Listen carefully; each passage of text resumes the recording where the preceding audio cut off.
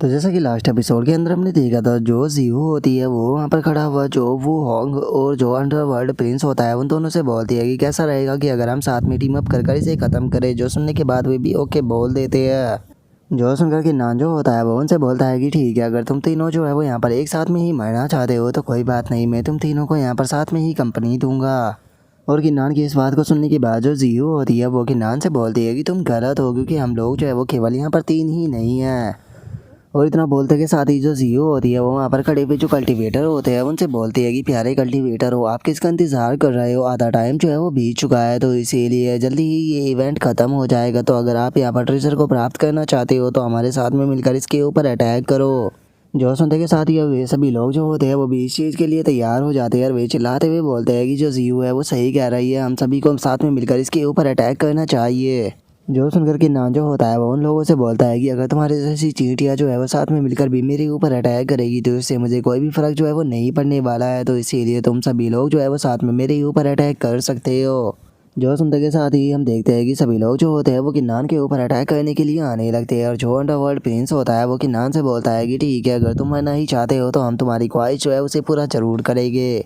और उसके इतना बोलते के साथ ही जो जीओ होती है वो वहाँ पर अपनी पर्पल वाटर आर्ट का इस्तेमाल करती है और उसका इस्तेमाल कर वो किन्नान की बॉडी जो होती है उसे चारों तरफ से अपनी टेक्निक से बांध लेती है। जिसके बाद हम देखते हैं कि जो अंडरवर्ल्ड प्रिंस होता है वो भी यहाँ पर अपने किसी स्पेल को करने लगता है जिसका नाम की 9 डिस्ट्रक्शन चैन होता है और उसका इस्तेमाल कर वो किन्नान के हाथ और जो गर्दन होती है वो लकड़ी के खांचे के अंदर बांध लेता है। और किन्नान को बांधते के साथ ही जो अंडरवर्ल्ड प्रिंस होता है वो चिल्लाते हुए सभी लोगों से बोलता है कि आखिर आप किसका इंतजार कर रही हो, यही सबसे अच्छा टाइम है, साथ में मिलकर इसके ऊपर अटैक कर इसे ख़त्म करो। जो सुनते के साथ ही बाकी के जितने भी कल्टीवेटर होते हैं वो किन्नान के ऊपर अटैक को कर देते हैं, जहाँ पर कि सबसे पहला पर्सन साउंड लेस स्वॉर्ड का इस्तेमाल करता है, वहीं दूसरा बंदा जिन एम्परर डाउन गॉड फिस्ट का इस्तेमाल करता है, वहीं तीसरा बंदा इमोर्टल स्वॉर्ड फ्लैश का इस्तेमाल करता है। और उन सभी के अटैक जो होते हैं वो किन्नान की तरफ बढ़ने लगते हैं, लेकिन तभी जो किन्नान होता है वो वहाँ पर अपना जो स्केलेटन आर्मर होता है उसे एक्टिवेट कर देता है, जिस कारण हम देखते हैं कि किन्नान की बॉडी के चारों तरफ एक बैरियर जो होता है वो बन जाता है और उन सभी के जो अटैक होते हैं वो जाकर उस बैरियर से टकराते हैं। जिसे देखने के बाद जो अंडरवर्ल्ड प्रिंस होता है वो काफ़ी ज़्यादा खुश हो जाता है और वो खुश होते हुए अपने मन में सोचता है कि अगर ये यहाँ पर अपनी बॉडी को इमोर्टल वेपन से भी प्रोटेक्ट करेगा तो उसके बाद भी इतने सारे अटैकों से इसके बचने का कोई भी चांस नहीं होने वाला। और उसके इतना बोलते के साथ ही हम अटैक हटने के बाद का सीन देखते हैं, जहाँ पर कि किन्नान जो होता है वो उनके अटैक लगने के बाद भी अभी भी वहाँ पर सही सलामत खड़ा होता है, जिसे देखकर जो अंडरवर्ल्ड प्रिंस होता है वो भी बहुत ही ज़्यादा शौक हो जाता है और वो चिल्लाते हुए बोलता है कि क्या ये अभी भी जिंदा है। जो सुनते के साथ ही वो होंग जो होता है वो भी घबराते हुए बोलता है कि इतने पावरफुल अटैक के बाद भी ये यहाँ पर सरवाइव कर गया, मुझे डर है कि ये पर्सन जो है वो पक्का यहाँ पर डाउरी आलम पर पहुँच चुका है। जो सुनकर अब अंडरवर्ल्ड प्रिंस जो होता है वो भी हंसने लगता है और वो हंसते हुए बोलता है कि इस चीज़ से कोई फ़र्क नहीं पड़ता कि ये डाउरी आलम पर पहुंचा है या नहीं पहुंचा है, क्योंकि आज इसी महीने से यहाँ पर कोई भी नहीं बचा सकता, ये हर हाल में यहाँ पर मरेगा। और इतना बोलते के साथ ही जो अंडरवर्ल्ड प्रिंस होता है वो मुस्कुराते हुए अपने मन में सोचता है कि इस पर्सन के पास में एक्स्ट्रा ऑर्डिनरी स्ट्रेंथ है, तो इसीलिए मैं अपने फॉरबिडन आर्ट का इस्तेमाल करने के बाद इसका ब्लड और जो एसेंस है उसे अब्सॉर्ब कर अपनी स्ट्रेंथ जो है उसे बढ़ा सकता हूँ। और उसके इतना सोचते के साथ ही हम किन्नान को पास से देखते हैं और हमें पता लगता है कि उस अटैक के बाद किन्नान थोड़ा सा इंजर्ड हो गया था, लेकिन तभी किन्नान अपनी टेक्निक का इस्तेमाल कर अपनी बॉडी को दोबारा से पूरी तरह से हील कर लेता है। और गाइस, अगर आप लोगों की समझ में नहीं आया कि किन्नान ने अपनी बॉडी को किस तरह से यहाँ पर हील कर लिया, तो मैं आपको बता देना चाहता हूँ कि जो किन्नान है उसके पास में ब्लो फ्लावर है, जिसकी मदद से वो खुद की बॉडी को एकदम हील कर सकता है। और अब किन्नान को खुद को इतनी जल्दी हील करता हुआ देखकर जो ज़ूहू होती है वो भी बहुत ही ज़्यादा शौक हो जाती है और वो शौक होकर चिल्लाते हुए बोलती है कि आखिर ऐसा पॉसिबल भी कैसे है, इसने इतनी जल्दी अपनी इंजरी जो थी उसे हील कैसे कर लिया।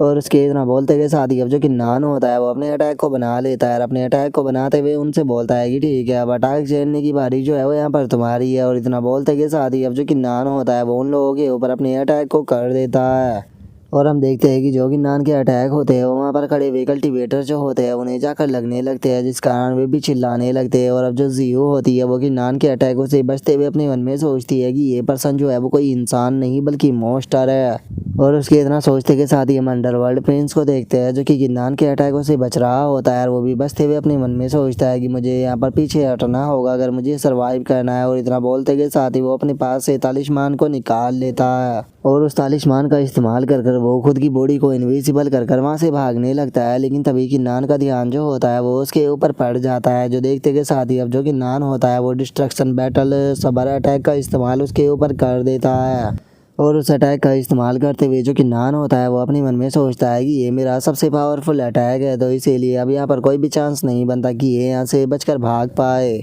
और किन्नान के इतना सोचते के साथ ही वो अटैक जो होता है वो अंडरवर्ल्ड प्रिंस की तरफ बढ़ने लगता है, जिसका उसका ध्यान भी उस अटैक के ऊपर आ जाता है, जिसे देखने के बाद वो घबराते हुए अपने मन में सोचता है कि डैम इट, मैं इस अटैक को डॉज जो है वो नहीं कर पाऊंगा। और उसके इतना सोचते के साथ ही एकदम से आसमान से लाइट जो होती है वो ज़मीन पर गिरने लगती है, और वहाँ पर एक आवाज़ सुनाई देती है कि जो गेट कीपर था उसने यहाँ पर दिए गए टाइम तक जो जेड क्लाउड बीस्ट था उसे अपने पास में रखा, तो इसीलिए जो इनहेरिटेंस है वो उसकी होती है। और इतना बोलते के साथ ही हम देखते हैं कि वो लाइट जो होती है वो किन्नान की बॉडी के ऊपर आकर गिरती है, जो देखने के बाद किन्नान जो होता है वो थोड़ा डिसअपॉइंट होते हुए अपने मन में सोचता है कि सच में ये काफ़ी दुख की बात है कि मैं जो ये ग्रेट जीनियस थे तीनों, इन्हें यहाँ पर इनके ट्रम्प कार्ड यूज करने पे मजबूर नहीं कर पाया।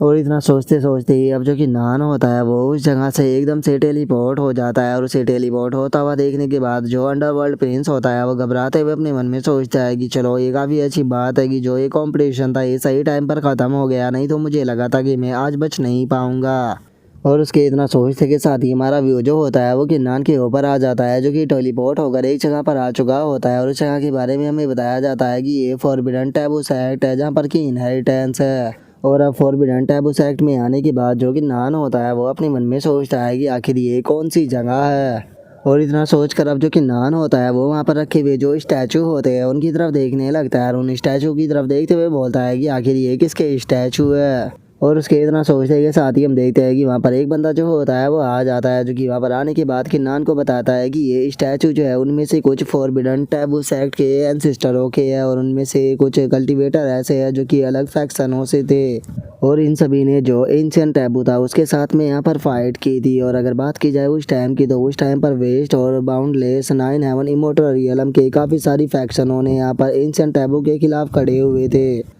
और उन्हीं फैक्शनों में से एक फैक्शन हमारा फॉरबिडन टैबू सेक्ट भी था, जिन्होंने कि एंशिएंट टैबू के साथ में फाइट की थी। और अब उस पर्सन को वहाँ पर देखकर जो किन्नान होता है वो भी एकदम से काफ़ी ज़्यादा शौक हो जाता है, और वो शौक होते हुए अपने मन में सोचता है कि आखिर ये पर्सन है कौन, क्योंकि अगर इस पर्सन ने यहाँ पर बोला नहीं होता तो मुझे ये चीज़ कभी भी नोटिस नहीं होती कि मुझसे अलग यहाँ पर कोई और पर्सन भी हॉल के अंदर मौजूद है। और किन्नान ये सोच ही रहा होता है, तभी वो बंदा जो होता है वो किन्नान के पास में आते हुए बोलता है कि अगर मैं यहाँ पर सही हूँ तो तुम इस चीज़ के बारे में जानने के लिए काफ़ी ज़्यादा क्यूरियस होगी कि आखिर ये एंशिएंट टैबू क्या है। जो सुनकर किन्नान जो होता है वो उससे बोलता है कि क्या तुम मुझे बता सकते हो कि आखिर ये एंशिएंट टैबू चीज़ क्या है। जो सुनकर वो बंदा जो होता है वो किन्नान को बताता है कि जो ये एंशिएंट टैबू है, अगर बात की जाए इसकी एग्जिस्टेंस की तो इसकी एग्जिस्टेंस जो है वो लिविंग क्रिएचरों के बियॉन्ड है, और अभी तुम इस चीज़ के बारे में नहीं समझ पाओगे, लेकिन जब सही टाइम आएगा तो तुम अपने आप ही इसके बारे में समझ जाओगे, लेकिन मैं अभी तुम्हें इस बारे में नहीं बता सकता।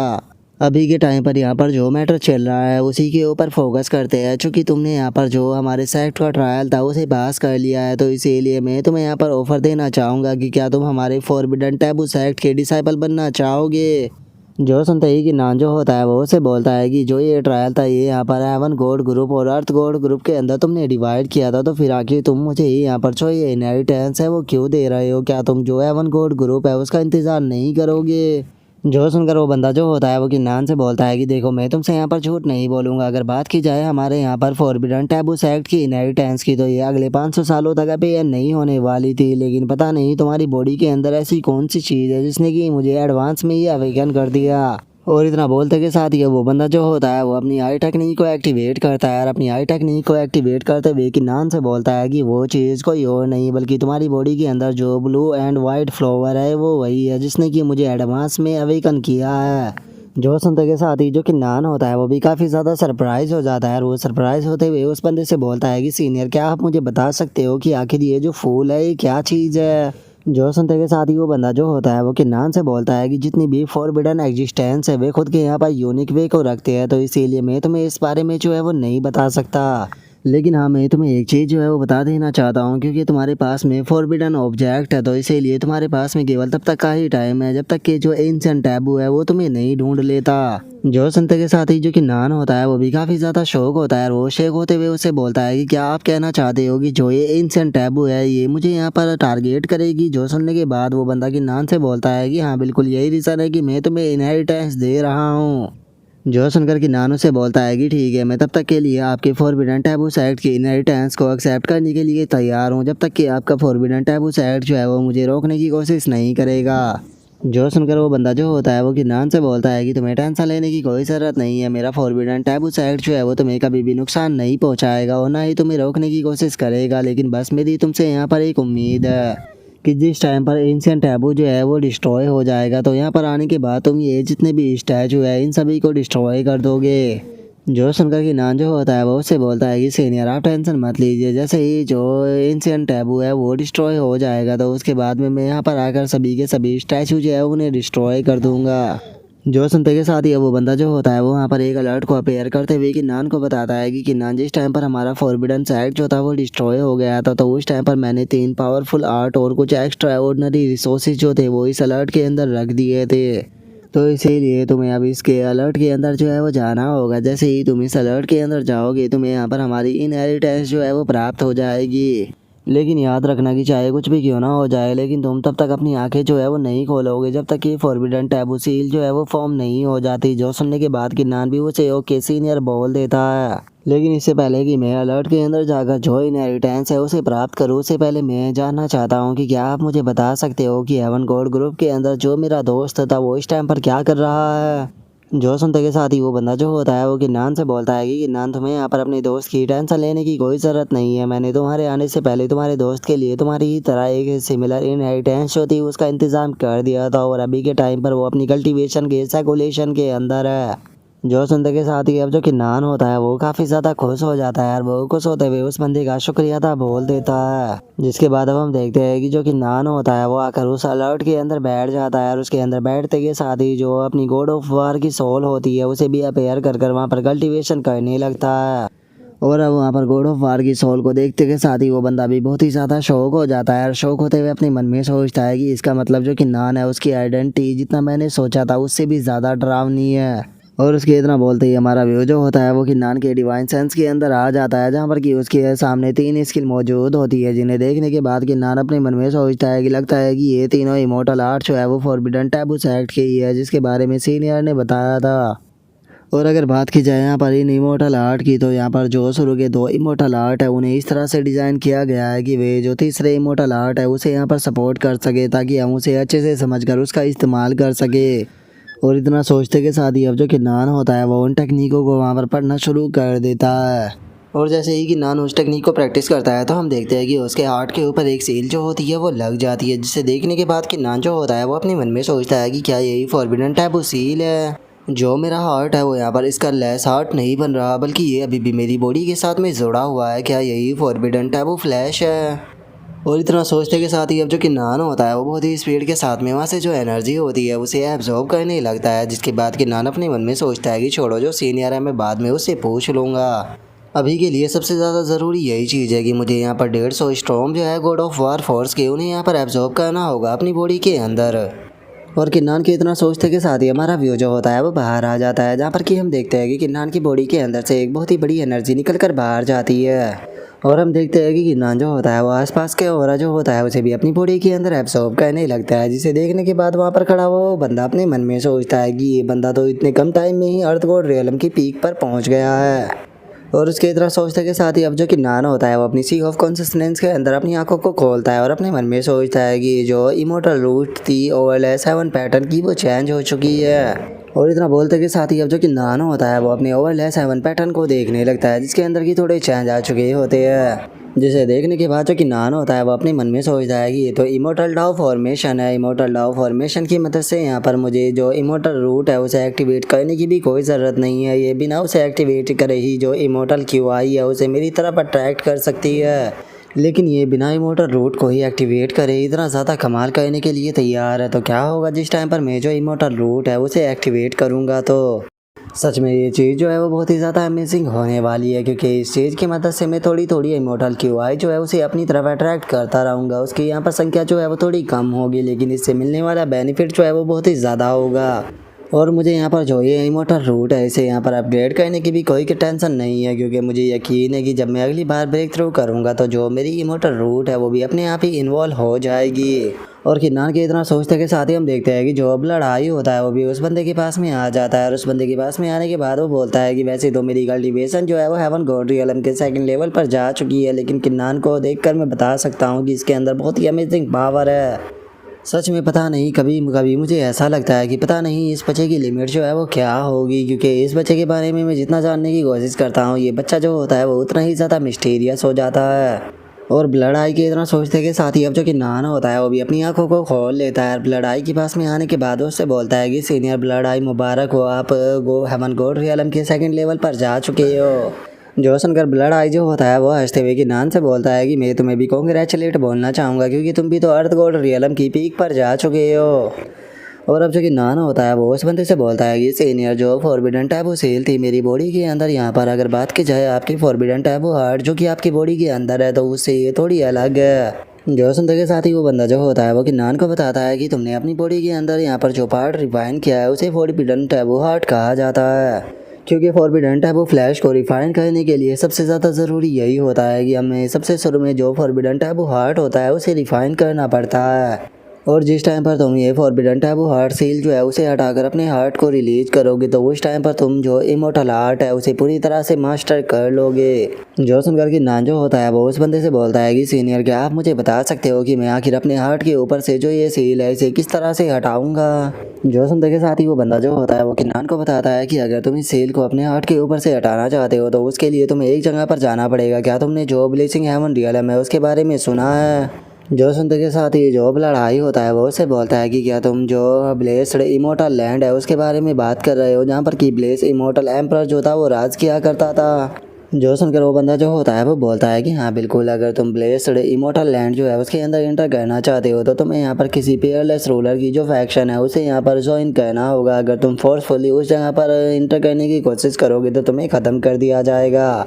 लेकिन तुम लोगों को यहाँ पर टेंशन लेने की कोई भी ज़रूरत नहीं है, मैंने पहले ही तुम लोगों के लिए यहाँ पर तो बैच जो है उन्हें प्रिपेयर कर दिया है। यहाँ पर इन बैचों की मदद से तुम आसानी से जो ब्लेस्ड इमोर्टल लैंड है उसके अंदर इंटर कर पाओगे। जो सुनते के साथ ही लड़ाई जो होता है वो भी काफ़ी ज़्यादा खुश हो जाता है, और वो खुश होते हुए बोलता है कि सीनियर आपने तो पहले से ही सारी चीज़ों का इंतज़ाम जो है वो कर रखा हुआ है। जो सुनकर वो बंदा जो होता है वो बोलता है कि हाँ बिल्कुल, वैसे तो ये बैच जो है वो कई हज़ार साल पुराने हैं, लेकिन उसके बाद भी तुम्हें टेंशन लेने की कोई ज़रूरत नहीं है। इन बैच की मदद से तुम आसानी से जो ब्लेस्ड इमोर्टल लैंड है उसके अंदर इंटर कर लोगे। जो सुनकर कि नान जो होता है वो बोलता है कि ठीक है सीनियर, मैं आपकी बात को समझ गया, तो चलो अब टाइम को बर्बाद ना करते हुए सीधे हम लोग जो है वो उसी तरफ निकलते हैं। जो सुनते के साथ ही वो बंदा जो होता है वो कि नान से बोलता है कि ठीक है, अगर ऐसी बात है तो मैं तुम्हें लियो हुआंग बैटल ग्राउंड के बाहर टेलीपोर्ट कर देता हूँ। और इतना बोलते के साथ ही वो वहाँ पर एक फॉर्मेशन को एक्टिवेट करने के बाद कि नान से बोलता है कि मैं उम्मीद करता हूँ कि तुम मुझे निराश नहीं करोगे। जो सुनने के बाद जो कि नान होता है वो बोलता है कि सीनियर आप टेंशन मत लीजिए, मैं आपको निराश नहीं करूँगा, और शुक्रिया मेरी यहाँ पर इतनी ज़्यादा मदद करने के लिए। और उसके इतना बोलते के साथ ही अब हमारा व्यू जो होता है वह फ्रेश फीओ के ऊपर आ जाता है, जो कि बैठे हुए अपनी कल्टीवेशन को कर रही होती है। और अब जो एम्प्रेस फीओ होती है वो अपनी आंखों को खोलते हुए अपने मन में सोचती है कि जब से 3 लाइफ टाइम ट्रिब्यूलेशन ओवरकम हुआ है तब से मेरी कल्टीवेशन की स्पीड जो है वो 100 गुना ज़्यादा बढ़ चुकी है। और उससे अलग अगर बात की जाए डाओ रियलम की, तो मैं डाओ रियलम की परफेक्ट स्टेज पर पहुंच चुकी हूँ, तो इसीलिए अब टाइम आ चुका है सुप्रीम लेवल पर ब्रेक थ्रू करने का। और इतना बोलते के साथ ही अब जो एम्प्रेस फीओ होती है वो अपने रिबन को देखने लगती है, और उसे देखते हुए अपने मन में सोचती है कि क्या जो किन्नान है उसे मुझे यहाँ पर बुला लेना चाहिए, क्योंकि अगर बात की जाए यहाँ पर गिल्ड फिश की तो यहाँ पर जितने भी लोग हैं वे किन्नान की तरह टेस्टी गिल्ड फिश जो है वो नहीं बना पा रहे।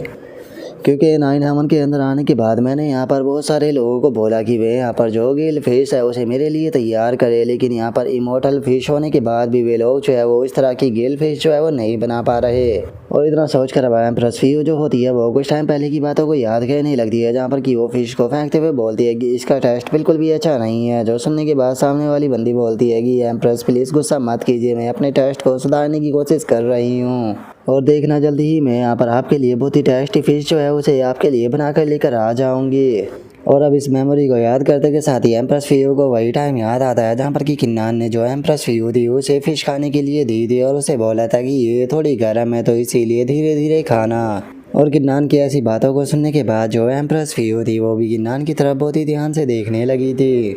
और अब इन सभी मेमोरी को याद करने के बाद जो एम्प्रेस फियो होती है वो बोलती है कि ठीक है, सबसे पहले मैं सुप्रीम बन जाऊँ, उसके बाद में मैं जो किन्नान है उसे यहाँ पर इनवाइट करूँगी। और उसके इतना बोलते के साथ ही अब हमारा वीडियो जो होता है वो किन्नान के ऊपर आ जाता है जो कि बाहर टेलीपोर्ट हो चुके होते हैं। और अब जो लड़ाई होता है वो किन्नान को बताता है कि जो ब्लेस हेवन रियलम है, अगर उसकी बात की जाए तो वो सैंगजिंग थियान स्मॉल वर्ल्ड के यहाँ पर नॉर्थ में है, तो इसीलिए हम लोग वहाँ पर उड़कर भी जा सकते हैं। जो सुनने के बाद किन्नान भी उसे ओके बोल देता है। और अब उड़ते हुए जो लड़ाई होता है वो किन्नान को बताता है कि रास्ते में टोटल 86 सिटी जो है वो पड़ेगी और इन 86 सिटियों को कैंटोन्स जो होता है वो कहा जाता है, तो इसीलिए तुम ऐसा समझ सकते हो कि ब्लेस हेवन रियलम तक पहुँचने के लिए हमें 86 कैंटोन से होकर गुजरना पड़ेगा। जो स्वतंत्रता के साथ ही जो किन्नान होता है वो उससे बोलता है कि तुम किन सिटी की बात कर रहे हो, मुझे तो यहाँ पर सामने कुछ भी जो है वो नज़र नहीं आ रहा। जो सुनते के साथ ही जो लड़ाई होता है वो किन्नान को बताता है कि तुम बस देख नहीं पा रहे हो, क्योंकि असल में हम लोग जो है वो यहाँ तक पहुँच चुके हैं। और इतना बोलकर लड़ाई जो होता है वो अपने पास से एक बोतल को निकाल लेता है और उस बोतल को निकालते हुए किन्नान से बोलता है कि अच्छा हुआ कि मैं पहले ही इस चीज़ के लिए प्रिपरेशन कर कर आया था। इसके अंदर से तुम एक ड्रॉप जो है उसे अपनी आंखों के अंदर डाल सकते हो, जिसके बाद तुम सभी चीज़ों को यहाँ पर आसानी से देख पाओगे। जो सुनते के साथ ही जो किन्नान होता है वो भी एक ड्रॉप को अपनी आंखों के अंदर डाल लेता है। और अब जैसे ही वो उस ड्रॉप को अपनी आंखों के अंदर डालता है तो हम देखते हैं कि उसे अपने सामने बहुत सारी सिटियाँ जो होती है वो नज़र आने लगती है। और जो लड़ाई होता है वो किन्नान को बताता है कि इसे सैक्रेड हेवनली किंगडम जो है वो कहा जाता है। और अगर बात की जाए ब्लेस हेवन रियलम की तो उसे टोटल 999 सैक्रेड इमोर्टल क्लाउड जो है उन्हें मिलाकर बनाया गया है, जिस कारण यहाँ पर बहुत ही ज़्यादा प्योर एनर्जी जो है वो मौजूद है। इसीलिए ये जगह जो है वो केवल लोगों को ही कल्टीवेशन में ब्रेक थ्रू करने में ही मदद नहीं करती है, बल्कि ये यहाँ पर लोगों को जो उनके इमोर्टल आर्ट होते हैं उन्हें भी अच्छे से मास्टर करने में बहुत ही ज़्यादा मदद करती है। इसीलिए यहाँ पर जो लोग हैं वो बहुत ही बड़ी मात्रा में आते हैं, ताकि वे यहाँ पर आने के बाद केवल ब्रेक थ्रू ही नहीं बल्कि जो उनके कल्टीवेशन आर्ट है उन्हें भी यहाँ पर मास्टर कर सके। जो सुनकर किन्नान जो होता है वो भी काफ़ी ज़्यादा सरप्राइज़ होता है और वो सरप्राइज़ होते हुए बोलता है कि सच में ये तो किसी मॉडल ब्लेसिंग से कम नहीं है। अब मुझे समझ में आया कि यहाँ पर आने के लिए आखिर क्यों पीयरलेस रूलर की सपोर्ट की ज़रूरत पड़ती है। जो सुनते के साथ ही ब्लड आइक जो होता है वो किन्नान को बताता है कि जो ब्लेस्ड इमोर्टल एम्परर है उसने यहाँ पर एक स्पेशल सिटी जो है वो बनाई है सैक्रेड हेवनली किंगडम के अंदर, जहाँ पर कि अलग अलग जगह के जो कल्टीवेटर होते हैं वो आते हैं, तो इसीलिए चलो हम भी उस जगह पर चलते हैं। और अब लड़ाई की इस बात को सुनने के बाद जो किन्नान होता है वो भी ओके बोलकर उसके साथ में वहाँ से निकल जाता है।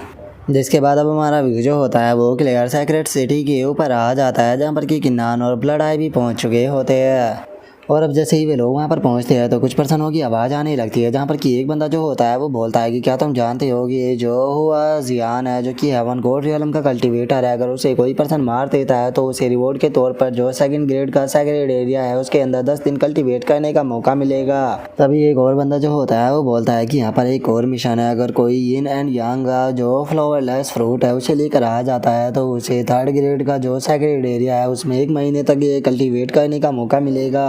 और उन लोगों के इतना बोलते के साथ ही अब जो लड़ाई होता है वो सामने लगे हुए एक स्टोन की तरफ देखने लगता है और उस स्टोन की तरफ देखते हुए बोलता है कि क्या जो ये स्टोन है ये यहाँ पर क्लियर सैक्रेड सिटी के मिशनों को दर्शाता है। और इतना बोलकर अब वो किन्नान को बताता है कि किन्नान मैंने आसपास में यहाँ पर जो कल्टीवेटर मौजूद है उनसे यहाँ पर पूछा है जो ये सिटी है इसके अंदर यहाँ पर जो कैटेगरी है उन्हें बनाई गई है, जो कि 1st ग्रेड से लेकर 10th ग्रेड तक है। और अगर तुम यहाँ पर जो ये कल्टीवेशन के स्पेस है इनके लेवल को बढ़ाकर ऊपर के कल्टीवेशन स्पेस के अंदर कल्टीवेट करने के लिए जाना चाहते हो तो उसके लिए तुम्हें यहाँ पर दिए गए जो टास्क है उन्हें कंप्लीट करना होगा, या फिर तुम्हारे पास में स्काई हाई प्राइस का ब्लू बैज जो है वो होना चाहिए। जो सुनकर किन्नान जो होता है वो अपने मन में सोचता है कि मैं जानना चाहूँगा कि जो फॉरबिडन टैबूस एक्ट ने हमें यहाँ पर बैच प्रोवाइड किया है उसकी मदद से हम यहाँ पर कौन से ग्रेड का जो कल्टीवेशन स्पेस है उसके अंदर जा सकते हैं। और इतना सोच कर किन्नान जो होता है वो ब्लड आई से बोलता है कि चलो चलकर सबसे पहले जो एंशिएंट टैबूस एक्ट ने हमें जो बैच दिया था उसे ही ट्राई कर देखते हैं कि उसे हम कौन से ग्रेड में कल्टीवेट कर पाएंगे। और किन्नान के इतना बोलते के साथ ही उसे एक आवाज़ सुनाई देती है जो कि बोलता है कि अरे ये तो किन्नान है। जो सुनते के साथ ही जो किन्नान होता है वो जैसे ही पीछे की तरफ देखता है तो उसे पता लगता है कि वहाँ पर जो वैनजिया और जो अंडरवर्ल्ड प्रिंस है वे दोनों आ चुके हैं, जिन्हें देखने के बाद किन्नान बोलता है कि तुम फिर से आ गए। और उन लोगों को वहाँ पर देखकर इस बार हम देखते हैं कि जो अब लड़ाई होता है उसे भी उनके ऊपर बहुत ही ज़्यादा गुस्सा आ जाता है और वो गुस्से में बोलता है कि सच में ये लोग जो है वो बहुत ही बड़े सरदर्द है। जो सुनकर अंडरवर्ल्ड प्रिंस जो होता है वो हंसते हुए किन्नान से बोलता है कि किन्नान तुम सच में बहुत ही ज़्यादा खुशकिस्मत हो जो कि तुम यहाँ पर हमारे हाथों से बच गए हो, क्योंकि ब्लेस इमॉर्टल एम्परर ने यहाँ पर वायलेंस करने से साफ मना किया हुआ है। कोई भी ब्लेस इमॉर्टल एम्परर के अंदर वायलेंस नहीं मचा सकता। जो सुनकर किन्नान जो होता है वो से बोलता है कि मुझे लगता है कि ये अभी कहना गलत होगा कि कौन यहाँ पर बच गया, क्योंकि मेरे हिसाब से तो यहाँ पर खुश नसीब तुम होगी, तुम मेरे हाथों से बच गए हो। जो सुनते के साथ ही जो वैन जियाओ और जो अंडरवर्ल्ड प्रिंस होता है उन दोनों को ही किन्नान के ऊपर गुस्सा आता है। और जो वैन जियाओ होता है वो अंडरवर्ल्ड प्रिंस से बोलता है कि इस बास्टर्ड को इग्नोर करो, हमें इसके साथ में यहाँ पर बहस करने की कोई ज़रूरत नहीं है, क्योंकि अगर बात की जाए इसके जैसे पर्सन की तो मैं ये शर्त लगाकर कह सकता हूँ कि इसके जैसा पर्सन जो है वो ज़्यादा से ज़्यादा 3rd ग्रेड या फिर 4th ग्रेड का जो स्पेस है उसके अंदर ही इंटर कर सकता है। और वैन जियाओ की इस बात को सुनने के बाद जो अंडरवर्ल्ड प्रिंस होता है वो भी हंसने लगता है और वो हंसते हुए बोलता है कि ब्रदर वैन जियाओ आपने बिल्कुल सही कहा।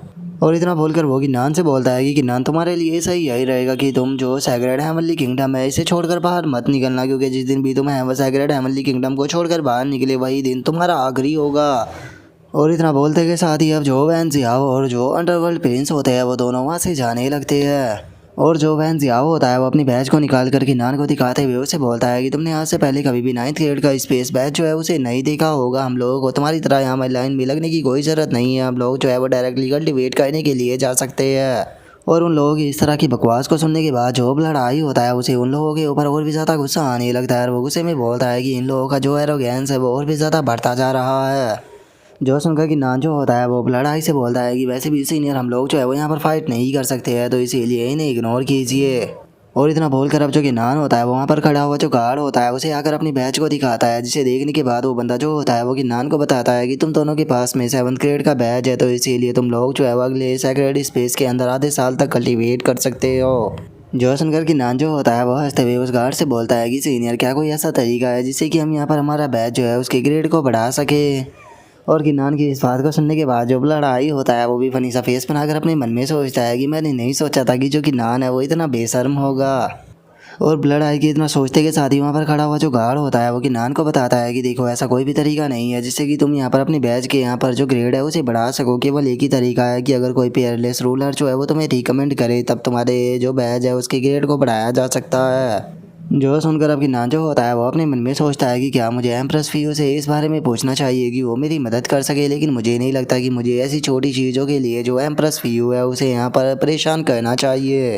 और इतना सोचकर अब जो किन्नान होता है वो ब्लड आई से बोलता है कि सीनियर ब्लड आई चलो अब हम लोग जो है वो अंदर चलते हैं। जो सुनने के बाद ब्लड आई जो होता है वो भी किन्नान को ओके बोल देता है। और अब किन्नान को वहाँ से जाता हुआ देखकर उन गार्डों में से एक गार्ड जो होता है वो किन्नान को देखते हुए बोलता है कि ये यहाँ पर इस तरह से एक्टिंग कर रहा था जैसे कि सच में कोई पेयरलेस रूलर जो है वो इसे रिकमेंड करने वाला है। मुझे समझ में नहीं आता कि इसके जैसे एरोगेंट बच्चे कहाँ से आ जाते हैं। और उस गार्ड के इतना बोलते के साथ ही हमारा व्यू जो होता है वो क्लियर सैक्रेड स्पेस जो होता है उसके अंदर आ जाता है, जहाँ पर कि किन्नान और ब्लड आई आ चुके होते हैं। और जो किन्नान होता है वो वहाँ पर बनी हुई फॉर्मेशन के अंदर आ जाता है और जैसे ही वो फॉर्मेशन के अंदर एंटर करता है तो हम देखते हैं कि उसके सामने एक काफ़ी बड़ा पिलर आ जाता है, जिसे देखकर किन्नान भी थोड़ा सरप्राइज होता है। तभी हम देखते हैं कि उस पिलर के अंदर से एनर्जी निकलकर उन लोगों के ऊपर गिरने लगती है। तभी हम देखते हैं कि वहाँ पर एक अजीब सा बीस्ट जो होता है वो आ जाता है, जो कि वहाँ पर आने के बाद उन लोगों का वेलकम करते हुए बोलता है कि आप लोगों का क्लियर सैक्रेड स्पेस के अंदर स्वागत है। और मैं तुम्हें बता देना चाहता हूँ कि यहाँ पर जो स्पेस है उसे 1st ग्रेड से लेकर 10th ग्रेड तक डिवाइड किया गया है, जो कि सभी सी पिलर के अंदर मौजूद है। और अगर बात की जाए यहाँ पर तुम्हारे 7th ग्रेड कल्टीवेशन स्पेस की तो वो यहाँ पर 3000 कल्टीवेटर जो है उन्हें यहाँ पर होल्ड कर सकता है। लेकिन इस चीज़ से कोई फ़र्क नहीं पड़ता कि तुम यहाँ पर कौन सी ग्रेड से बिलोंग करते हो, क्योंकि अंदर जाने के बाद जिस टाइम पर सैक्रेड रेड आएगी उस टाइम पर तुम लोगों की यहाँ पर जो आइडेंटिटी है वो सीक्रेट हो जाएगी और कोई भी तुम्हारी आइडेंटिटी का पता नहीं लगा पाएगा। तो इसीलिए सैक्रेटरी के आने के बाद तुम लोग जो है वो अपना बेस्ट दे सकते हो। जो सुनकर किन्नान जो होता है उसे कुछ भी समझ में नहीं आता और वो उस बीस्ट से पूछता है कि आखिर ये सैक्रेड टाइड क्या है। जो सुनते के साथ ही वो बीस्ट जो होता है वो किन्नान को बताता है कि हर एक 10 घंटे बाद जो टेड होती है वो राइज होती है बॉटम से लेकर पिलर तक, और ये तुम्हारे ऊपर डिपेंड करता है कि तुम यहाँ पर कितनी एनर्जी को एब्जॉर्ब कर पाते हो। लेकिन तुम्हारे पास में यहाँ पर जितनी हाई ग्रेड होती है तुम्हें यहाँ पर उतना ही ज़्यादा एडवांटेज जो होता है वो मिलता है। जो सुनकर किन्नान जो होता है वो उसे बोलता है कि ठीक है मैं आपकी बात को समझ गया, तो प्लीज़ मुझे वहाँ पर लेकर चलिए। जो सुनते के साथ ही वो बीस्ट जो होता है वो उनसे बोलता है कि ठीक है, यहाँ पर तुम लोगों के सामने जो फॉर्मेशन बनी हुई है इसके सामने अपने पैर को रखिए। जैसे ही आप अपने पैर को इसके ऊपर रखोगे आप कल्टीवेशन स्पेस के अंदर चले जाओगे। जो सुनते के साथ ही जो लड़ाई होता है वो जैसे ही उस फॉर्मेशन के अंदर अपने पैर को रखता है तो हम देखते हैं कि वो एकदम से वहाँ से टेलीपोर्ट होने लगता है। जो देखने के बाद लड़ाई की नान से बोलता है कि ठीक है कि नान, मैं यहाँ से जा रहा हूँ, तुम भी अपना ध्यान रखना। और उसके इतना बोलते के साथ ही हमारा व्यू जो होता है वो एक स्टोन का जो रूम होता है उसके अंदर आ जाता है, जहाँ पर कि हम देखते हैं कि किनान भी उस जगह पर टेलीपोर्ट हो चुका होता है। लेकिन उस जगह को देखने के बाद जो किनान होता है वो बिल्कुल भी इम्प्रेस नहीं होता और वो अपने मन में सोचता है कि क्या ये 7th ग्रेड का कल्टीवेशन स्पेस है, ये तो देखने में बिल्कुल सिंपल लग रहा है। और इतना सोचते के साथ ही अब जो किनान होता है उसका ध्यान ज़मीन पर जाता है, जहाँ पर कि वो देखता है कि वहाँ पर कोई स्क्रॉल जो होता है वो ज़मीन पर पड़ा होता है। और अब यहीं पर ही हमारा आज का एपिसोड जो है वो भी कंप्लीट हो जाता है। तो नेक्स्ट एपिसोड के अंदर देखें क्या होता है। अगर आप लोगों को वीडियो अच्छी लगी हो तो लाइक करना, चैनल को सब्सक्राइब करना। मैं मिलता हूँ नेक्स्ट एपिसोड में, तब तक के लिए बाय बाय गाइज़।